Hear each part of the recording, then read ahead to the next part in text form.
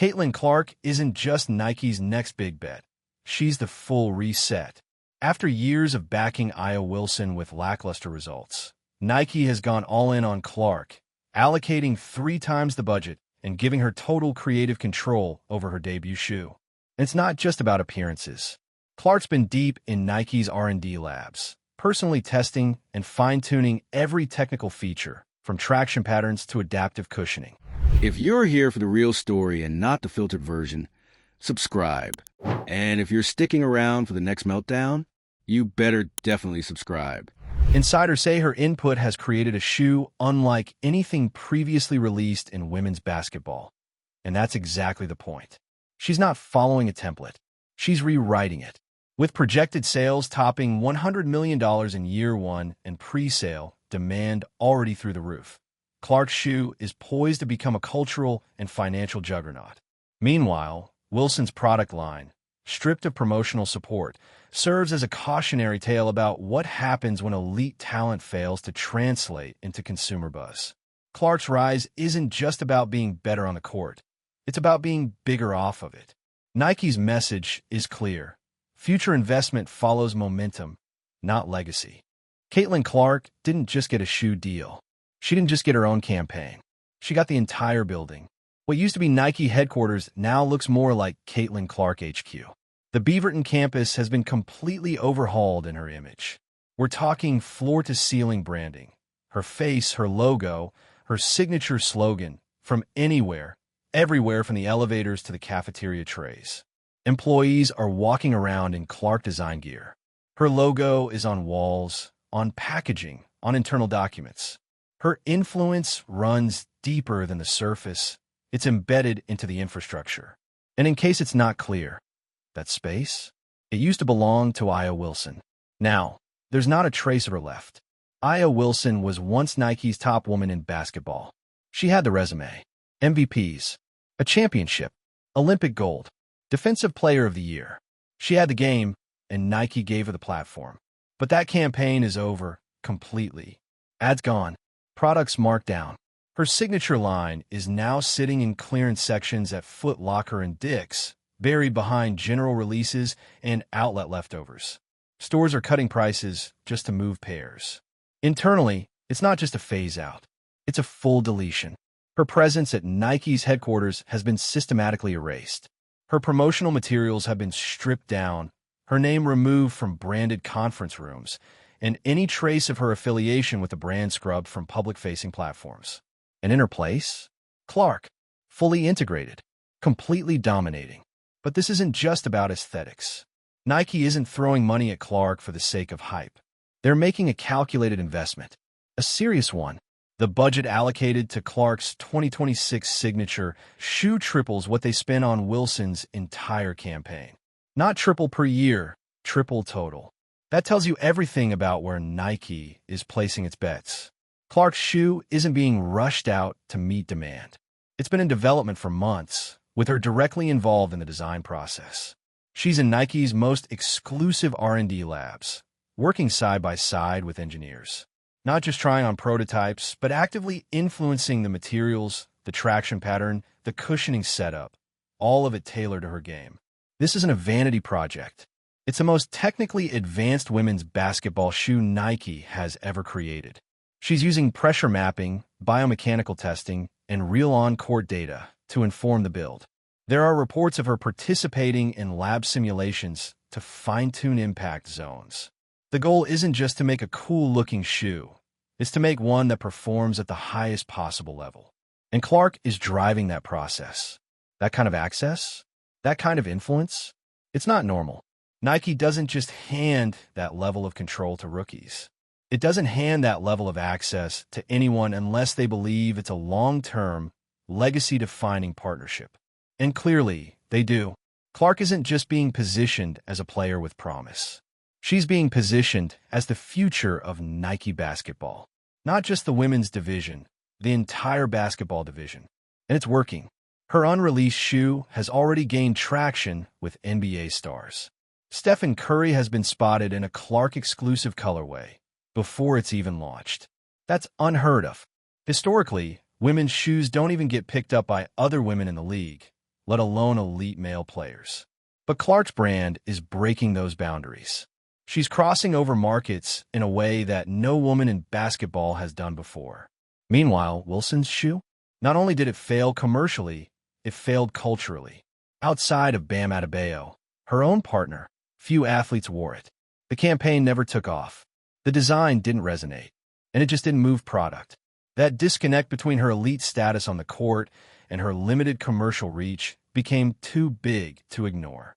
Nike responded the way any global brand would. They cut losses.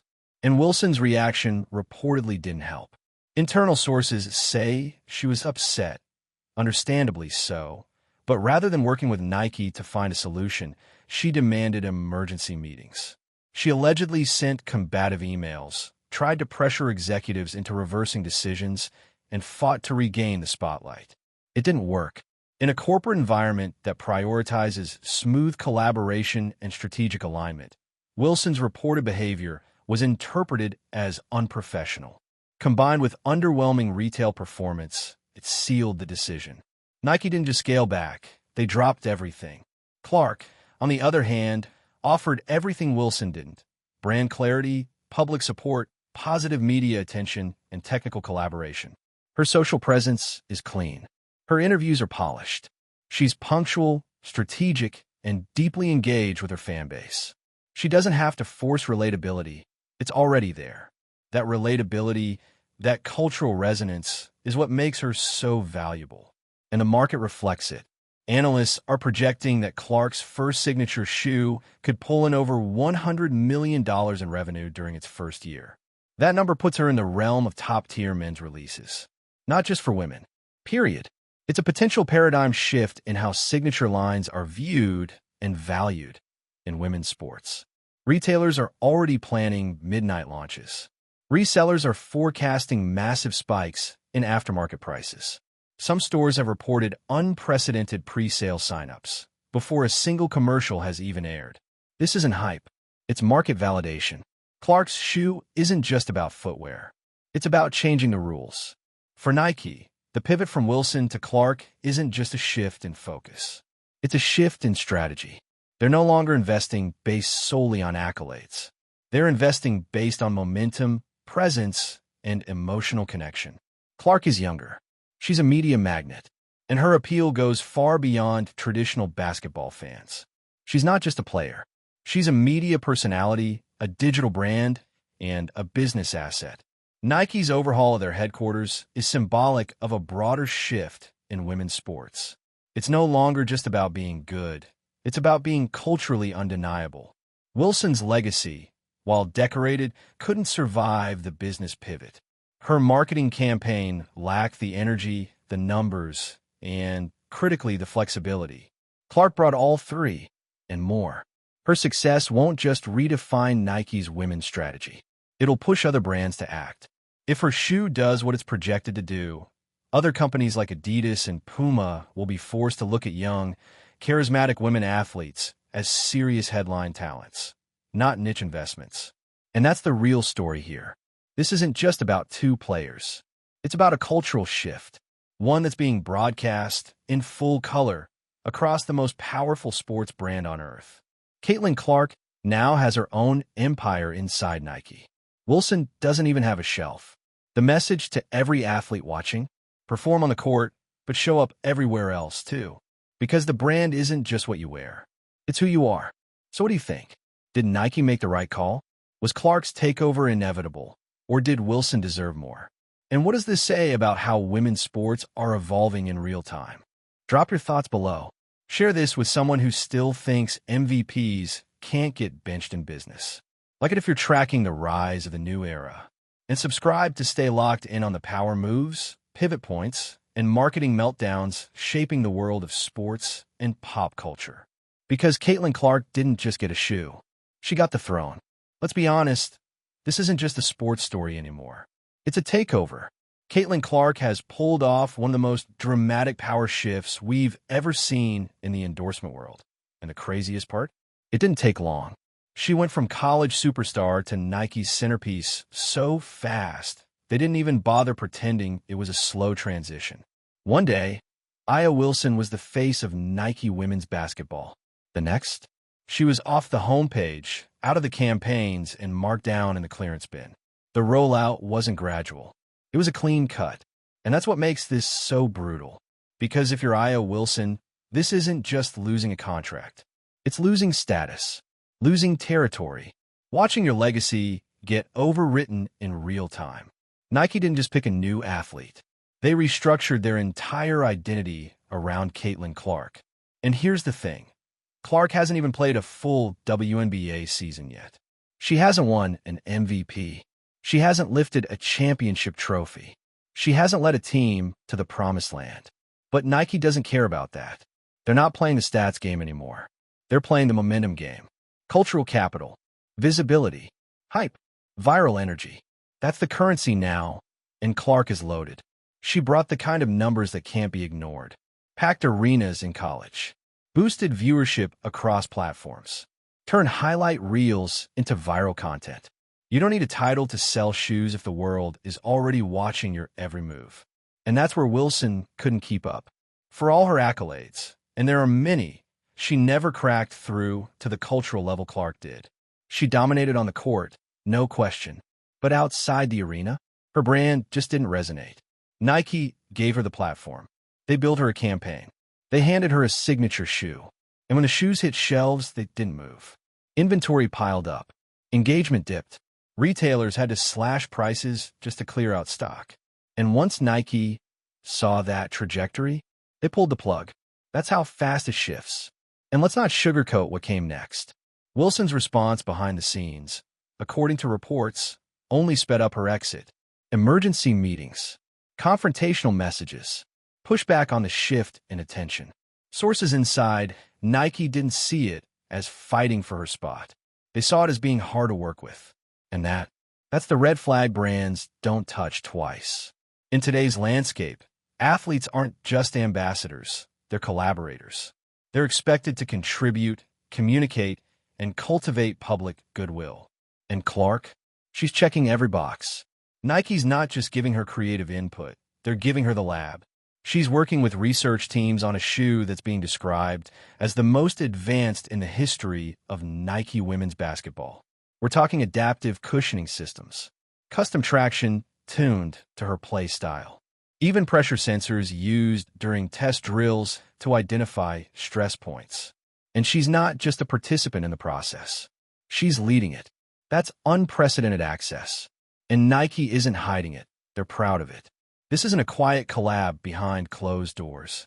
This is part of the campaign. Clark as the visionary, the athlete engineer, the future. And the future is expensive. Nike's investing triple what they spent on Wilson's entire campaign to build Clark's. Triple. That level of funding doesn't just mean confidence. It means expectation. They're betting on her to not just deliver, dominate. And based on the projections, that bet is already paying off. Analysts are calling for $100 million in year-one sales of Clark's debut signature shoe. That's not speculation. Retailers are planning midnight launches. Stores are already building inventory models around her line. Resellers are getting ready for chaos. It's not a release. It's an event. And here's the kicker. NBA players are already wearing her unreleased colorways. Stephen Curry laced up a Caitlin Clark exclusive before the shoe even had a name. That's not just marketing. That's validation. That's crossing market lines that used to be locked tight. Women's basketball shoes have rarely, if ever, broken through into men's professional sports. Now, Clark's are. Wilson's didn't. That contrast is the clearest possible indicator of what's working and what isn't. And it stings, because this isn't just a shift in attention. It's a reversal of fortune. Wilson's shoe flopped. Clark's is already building a legacy before it's even dropped. Wilson's name was erased. Clark's is on the blueprint. Wilson's era was short. Clark's? Nike is betting it's just beginning. And again, this isn't about disrespecting Wilson's game. It's about understanding how the business has changed. Performance still matters, but presentation is everything. Clark has become a media darling without even trying. Her interviews go viral. Her highlights dominate social feeds. She's got massive cross-generational appeal. Nike saw that and acted accordingly. This is what the new stardom looks like. It's not about being the best in the league. It's about being the most relevant. That's the shift. That's the reason why Nike gave Clark the keys. And they didn't just hand her the campaign. They handed her the entire campus. From murals to uniforms to internal development teams. Clark is now woven into the DNA of Nike's basketball division. The investment is deeper than dollars. It's identity. Wilson didn't get that. She got sidelined, then removed. No press release. No announcement. Just absence. So what happens now? Clark moves forward fast. Her shoe launch will set the tone not just for her brand, but for how Nike moves in women's sports long-term. If the projections are accurate, this could be the most successful women's signature line of all time. And if that happens, every brand in the space will have to follow. Clark isn't just getting a shoe. She's establishing a new framework, a model that rewards charisma, professionalism, and brand building alongside athletic talent. Other players are watching. Other brands are watching. The whole industry is adjusting. And Wilson? She'll have to decide whether to reinvent or retreat. Because in the world of endorsements, there's no loyalty, only leverage. Clark has it now. And unless something drastic changes, she's not giving it up. Nike's message couldn't be clearer. The future belongs to athletes who connect. And Caitlin Clark? She didn't just connect. She converted. And once Caitlin Clark took the stage, Nike turned the lights up so bright, nobody else could stand in the frame. It's not just a new era. It's a corporate coronation. Clark isn't sharing space. She's not easing in. She's dominating every square inch of the Nike basketball brand.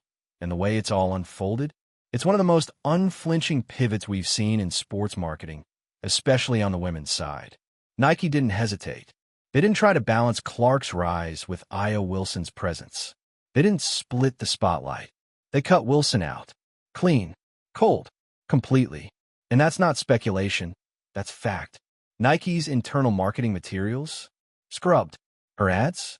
Pulled from social. Inventory? Sitting untouched in the discount section. Her shoe? Not even promoted anymore. The campaign has been shut down at the source. Meanwhile, Clark's branding is everywhere. Her image lives on walls, in email signatures, on Nike employee uniforms. It's on the packaging of products that haven't even launched yet. Nike's Beaverton campus has been transformed into her personal brand center, and the message to everyone, including Wilson, is crystal clear. This is Caitlin's house now, and it's not just for show. This rebranding reflects a much deeper realignment in how Nike evaluates success. Because on paper, Wilson should have been untouchable. She did everything a top-tier athlete is expected to do.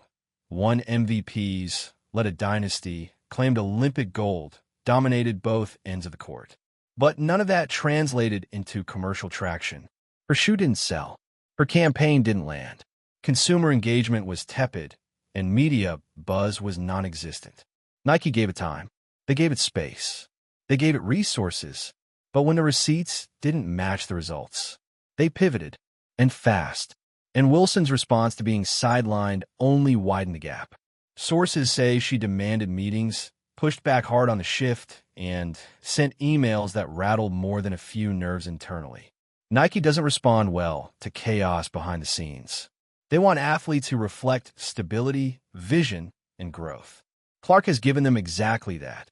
She shows up. She listens. She works directly with product teams. She doesn't just smile for the camera. She asks questions in the lab. That's how she ended up with the most advanced women's basketball shoe Nike's ever made. Not just a stylish model, a technological blueprint. With Clark, Nike isn't chasing trends. They're building the future. The shoe is custom designed from top to bottom, based on our movement data, court tendencies, and performance feedback. There's adaptive cushioning designed around her explosive first step, a next-gen traction system for step-back balance, even innovations in breathability based on her court zones. Nike's engineers aren't just creating a product for Caitlin. They're building a platform. An investment? It's massive. 3 times the budget of Wilson's entire campaign. That's not a budget increase. That's a torch pass. Clark's involvement has been so deep, so technical, that Nike's already looking at how her shoes features can trickle into their other performance lines, men's included. She's shaping what Nike basketball looks like going forward. Not just for women, for everyone. And the momentum doesn't stop there. Stephen Curry wearing her colorway before its release? That wasn't a PR stunt. That was the ripple effect of cultural relevance. NBA stars usually don't touch women's lines. Not because they don't respect them, but because the brands don't position them as aspirational. Clark has changed that. She's not being marketed for women. She's being marketed for the culture. The hype around her signature shoe is mainstream. Resellers are already preparing for chaos. Retailers are gearing up for midnight drops. Nike's sales team is forecasting first-year revenue north of $100 million, a number that puts her line in the same stratosphere as elite men's releases. That kind of projection, that's how you become a global face, not just a standout athlete. And the reality, for Wilson? That door has closed. She may still dominate the court, but in Nike's eyes, her commercial chapter is over. She couldn't connect with buyers. She struggled to build a brand identity that resonated outside hardcore basketball circles. And when the campaign faltered, she reportedly clashed with Nike executives instead of collaborating on a solution. That's what sealed it. This isn't about who's more talented. It's about who can carry the business, who can sell a product, drive the conversation, shape a new generation of fans. Clark does all of that effortlessly. Her popularity wasn't manufactured, it was organic. She came out of Iowa with millions of people already following her journey. She had highlight reels, sideline moments, interviews that trended, fan edits, nickname hashtags, without needing a marketing budget. Nike didn't build her buzz. They just amplified what was already there. And now, she's doing what no woman in basketball has done at this scale, crossing over into the mainstream before she's even won a professional championship, before she's played a full season, before the shoe even hit shelves. This is what a tipping point looks like. Because Nike isn't just handing her a spotlight, they're giving her the wheel. She's not the future of Nike women's basketball. She's the future of Nike basketball, period. And Wilson's absence? That silence? That empty shelf space where her name used to be? It speaks volumes. In the end, this isn't just about endorsements. It's about the kind of athlete today's brands are building around. It's not just about trophies or titles. It's about trust, relatability, and momentum. Clark brought all three, and Nike bet the house on her. So what happens next? Clark's shoe drops. It sells out. It gets covered by every outlet from sneaker blogs to national news. Athletes across the league start wearing it. Influencers start styling it. And suddenly, Caitlin Clark isn't just the face of Nike. She's the face of women's sports at large. And for Wilson, she either reinvents or fades from the brand conversation entirely. Because the rules have changed. And Clark, she's not playing catch-up. She's setting the pace. Let's talk. Was this the right move for Nike? Did Wilson deserve more runway? Or did Clark just become too big to ignore? Drop your thoughts in the comments. Hit like if you're watching this shift in real time. Share it with someone who still thinks a signature shoe is just about performance. And subscribe if you want to stay plugged into every major move, meltdown, and marketing shakeup redefining the game. Because Caitlin Clark didn't just enter the conversation. She rewrote the script.